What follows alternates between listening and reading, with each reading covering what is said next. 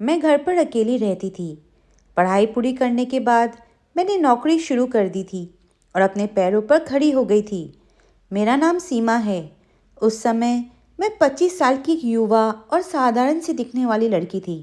घर के कामों में मदद के लिए मैंने एक आदमी को रख लिया था जो मेरे साथ ही रहता था। कुछ समय बाद मुझे अजीब सी बात महसूस होने लगी। लगभग हर रात खाना खाने के बाद मुझे अचानक बेहोशी सी छा जाती थी। सुबह जब होश आता तो पूरा शरीर दर्द से टूट रहा होता। समझ नहीं आता था कि ऐसा क्यों हो रहा है। एक रात मैंने जानबूझकर खाना नहीं खाया और सीधे सो गई। लेकिन उस रात आधी नींद में जो मैंने महसूस किया उसने मेरी रूह तक को हिला दिया। मेरे होश उड़ गए। आइए दोस्तों, आपको पूरी कहानी विस्तार में सुनाती हूँ। कुछ दिन पहले की बात है। मेरी छुट्टी का दिन था। घर का सामान ख़त्म हो चुका था, इसलिए मैं बाज़ार गई थी। गर्मी बहुत ज़्यादा थी।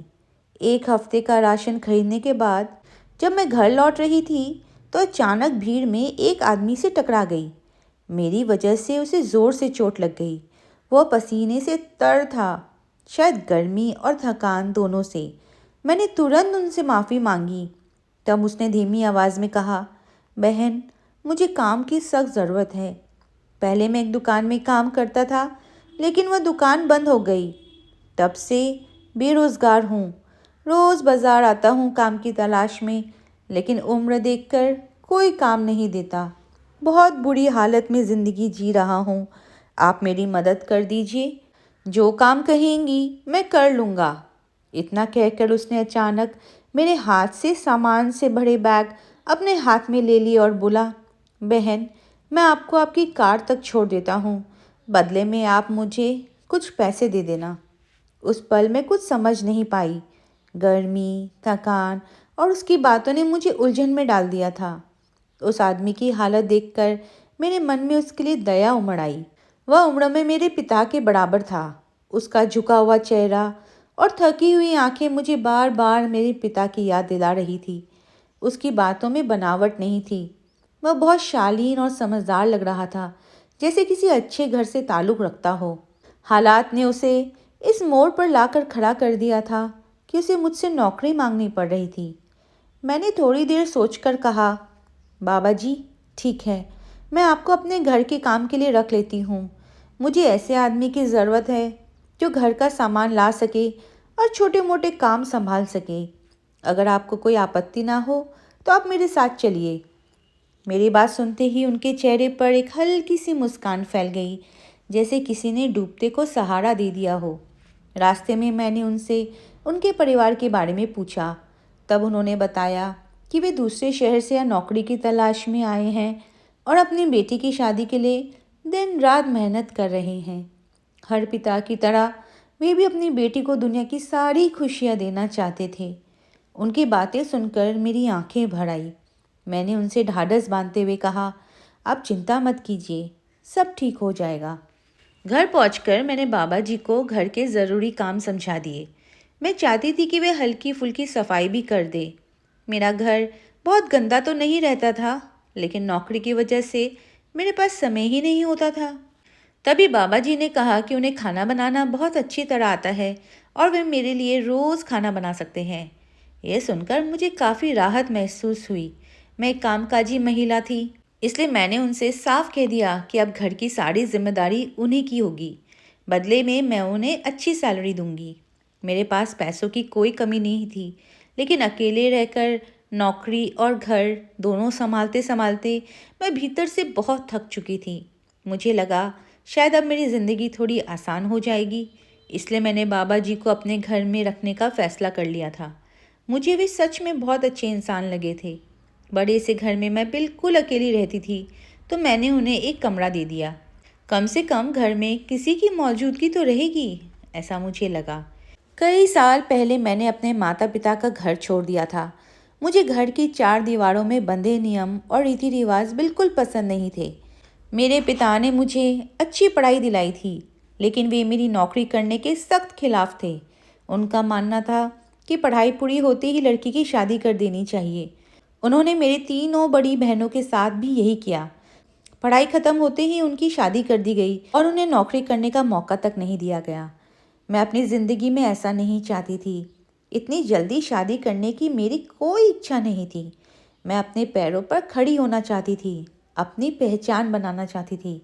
इसी बात को लेकर पिता से मेरा झगड़ा हुआ और मैं घर छोड़कर अलग रहने लगी।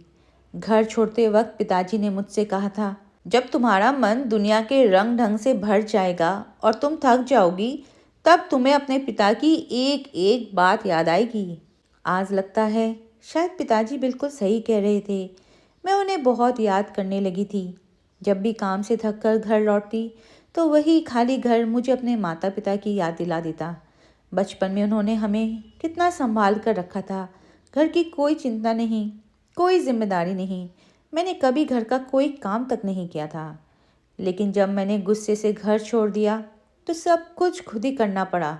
धीरे धीरे मुझे समझ आने लगा कि मेरे माता पिता मुझे दुनिया की हर अच्छी और बुरी चीज़ से बचा कर रखते थे। उस वक्त मुझे उनकी सख्ती बेवजह लगती थी, लेकिन अब उनके हर फैसले के पीछे की चिंता साफ दिखने लगी थी।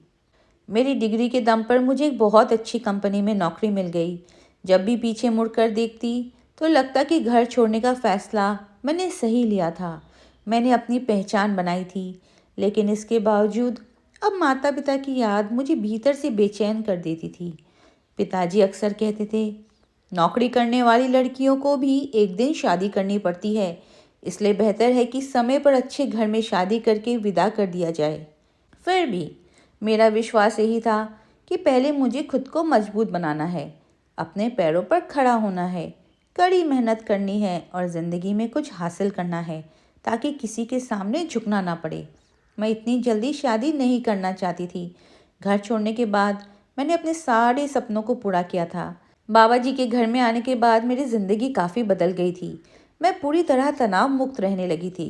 सिर्फ 2 दिनों में ही उन्होंने घर की सारी जिम्मेदारियां संभाल ली थी और पूरी ईमानदारी व निष्ठा के साथ हर काम करने लगे थे।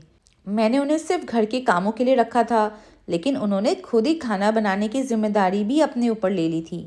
बाबा जी बहुत अच्छा खाना बनाते थे।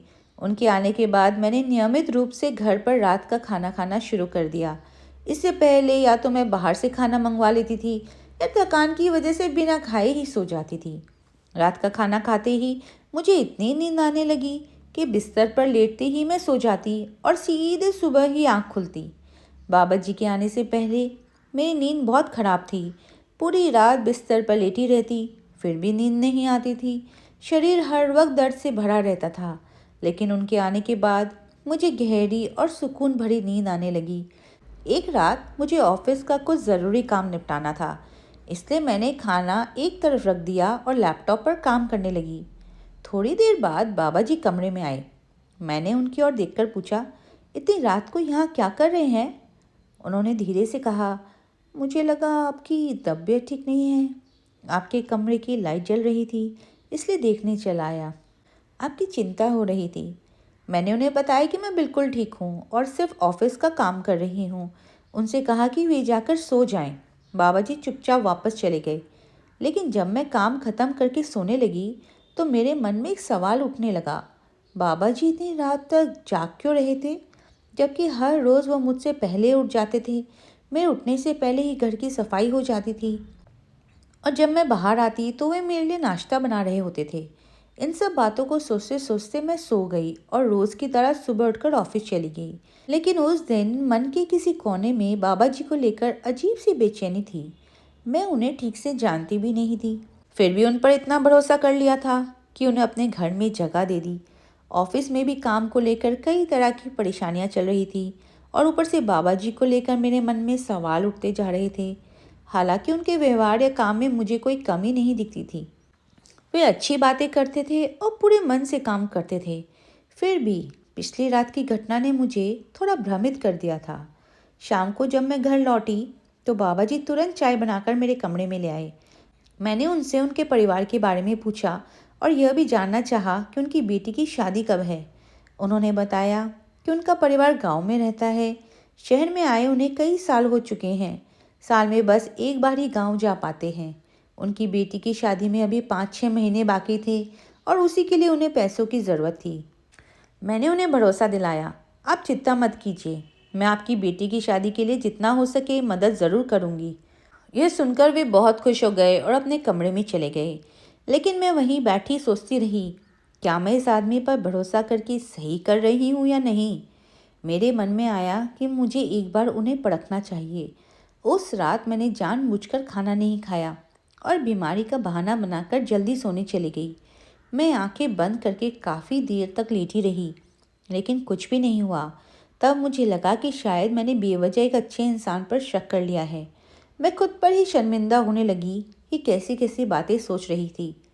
तभी अचानक मेरे कमरे का दरवाज़ा खुला और एक आदमी चुपचाप मेरे कमरे में दाखिल हो गया। मैं घबराकर बिस्तर पर ही जमी रह गई। मैं दरवाज़ा अंदर से बंद करके सोई थी, लेकिन उस आदमी ने चाबी से मेरे कमरे का दरवाज़ा खोल लिया था। मेरी सांस जैसे थम गई। मुझे समझ नहीं आ रहा था कि इतनी रात को वो आदमी मेरे कमरे में क्यों आया था। जब उसने मुझे सोता हुआ समझकर कमरे से बाहर कदम बढ़ाए तो जैसे मेरी जान में जान आई। उफ! लेकिन अगले ही पल मेरे पैरों तले ज़मीन खिसक गई। मैंने देखा कि उसी बाबा जी के पीछे एक और आदमी कमरे में दाखिल हुआ। एक बहुत ही परिचित चेहरा। उसे मैं अच्छी तरह जानती थी। मुझे विश्वास ही नहीं हो रहा था कि वह आदमी आधी रात को मेरे कमरे में हो सकता है। वह मेरे बिस्तर के पास आकर बैठ गया। उसकी नज़रें मेरे शरीर पर थी। जैसे ही उसने मेरे मुंह पर हाथ रखा, मेरी सांस रुक गई। मैं झटके से उठकर बैठ गई। मुझे जागता देख वह स्तब्ध रह गया। शायद उसने सोचा था कि मैं गहरी नींद में हूँ। मैंने तुरंत कमरे की सारी लाइट जला दी और ज़ोर से चिल्लाने लगी। मेरी आवाज़ सुनते ही बाबा जी दौड़कर कमरे में आ गए। मैंने गुस्से से उनकी ओर देखा। वे सिर झुकाए खड़े थे। मैं आगे बढ़ी, उस आदमी का गला पकड़ लिया और चीखते हुए पूछा, इतनी रात को मेरे कमरे में क्या कर रहे हो? मैं सच्चाई जानती थी। नौकरी के लिए घर छोड़ने के बाद मुझे समझ आ गया था कि दुनिया में अच्छे लोगों के साथ साथ बहुत से बुरे लोग भी होते हैं, खास तौर पर तब जब आपके सिर पर पिता का साया ना हो। मुझे एक बड़ी कंपनी में नौकरी मिली थी, लेकिन वही का मेरा मैनेजर मेरी ज़िंदगी की सबसे बड़ी परेशानी बन गया था। मैं लड़की थी और शायद खूबसूरत भी, और यही मेरे लिए समस्या बन गई। उसकी गंदी निगाहें हर वक्त मुझ पर टिकी रहती। किसी न किसी बहाने वह मुझे अपने कैबिन में बुलाने की कोशिश करता। मैं जितना उसे टालती, वो उतना ही मुझे परेशान करता। कभी मेरे कैबिन में आकर ऐसी बातें करता कि मुझे शर्म से सिर झुकाना पड़ता। एक दिन उसने साफ कह दिया, अगर मैं उसकी इच्छा पूरी कर दूं, तो मुझे एक बड़ा प्रमोशन देगा। मैं समझ गई कि उसकी इच्छा क्या है। मैंने उसके चेहरे पर जोरदार थप्पड़ जड़ दिया। इतनी बड़ी कंपनी का मैनेजर और इतनी गंदी सोच। मैं उसकी बेटी की उम्र की थी, फिर भी उसे कोई शर्म नहीं आई। ऑफिस में हंगामा मच गया। मामला ऊपर तक चला गया। उसने मुझ पर झूठा आरोप लगाया कि मैं प्रमोशन पाने के लिए ये सब कर रही हूँ। कंपनी ने उसके पुराने कद और रुतबे के कारण मेरी बात पर भरोसा नहीं किया। मेरे खिलाफ नोटिस भेज दिया गया। उस दिन के बाद मैं उससे दूरी बनाए रखने लगी। ज़रूरत पड़ने पर भी उसके कैबिन पर नहीं जाती थी। चपरासियों से काम करवा लेती। नौकरी मेरे लिए बहुत ज़रूरी थी, इसलिए मैं चुप रही। लेकिन मुझे नहीं पता था कि वह मुझे छोड़ने वाला नहीं है। वह मेरे अपमान का बदला लेना चाहता है, और उसी बदले की आग में वह उस रात मेरे कमरे में आया था बाबा जी के साथ। गला दबाने पर उसने कबूल किया कि उसने जानबूझकर अपने आदमी को मेरे रास्ते में भेजा था। बाबा जी उसी के कहने पर मेरे घर में आए थे। कुछ ही दिनों में उन्होंने मेरे घर की हर बात उसे बता दी थी। वह जानता था कि मैं अकेली रहती हूँ और आसानी से मेरे घर पहुँचा जा सकता है। उसका इरादा मुझे डराकर पूरी ज़िंदगी ब्लैकमेल करने का था। सच्चाई सामने आते ही मैंने बिना देर किए पुलिस को बुला लिया। मैनेजर को गिरफ्तार करवा लिया गया। खबर कंपनी तक पहुंची और उसे नौकरी से निकाल दिया गया। मैंने बाबा जी की ओर देखा और कहा, मैंने आपको पिता समझकर अपने घर में जगह दी, आपकी बेबसी पर भरोसा किया, लेकिन आपने मुझे धोखा दिया। वे रो पड़े। बोले कि मालिक के दबाव में उन्होंने यह किया। बेटी की शादी का लालच दिया गया था। आज उन्हें एहसास हो रहा था कि उन्होंने किसी और की बेटी के साथ कितना बड़ा पाप करने की कोशिश की है। मैंने उन्हें उनकी गलती समझाकर जाने दिया। उस घटना के बाद मैं पहली बार अपने माता पिता के घर गई माफ़ी मांगने। माँ ने मुझे देखकर रोते हुए गले लगा लिया। पिताजी ने सब भूलकर मुझे सीने से लगा लिया। मैंने उनसे कहा कि मैं ज़िंदगी में अच्छा करना चाहती हूँ। पिता मुस्कुराए और बोले, जिसे तुम चाहो उसी से तुम्हारी शादी करेंगे। आज मैं समझती हूँ दुनिया में लड़कियों के लिए रास्ता आसान नहीं है। घर के बाहर अवसर है तो खतरे भी हैं। ज़रूरत है समझदारी, हिम्मत और सही समय पर सही फैसले की। तो दोस्तों, कैसी लगी मेरी ये कहानी? अगर अच्छी लगी है तो कृपया मेरे चैनल को लाइक, सब्सक्राइब करें। धन्यवाद।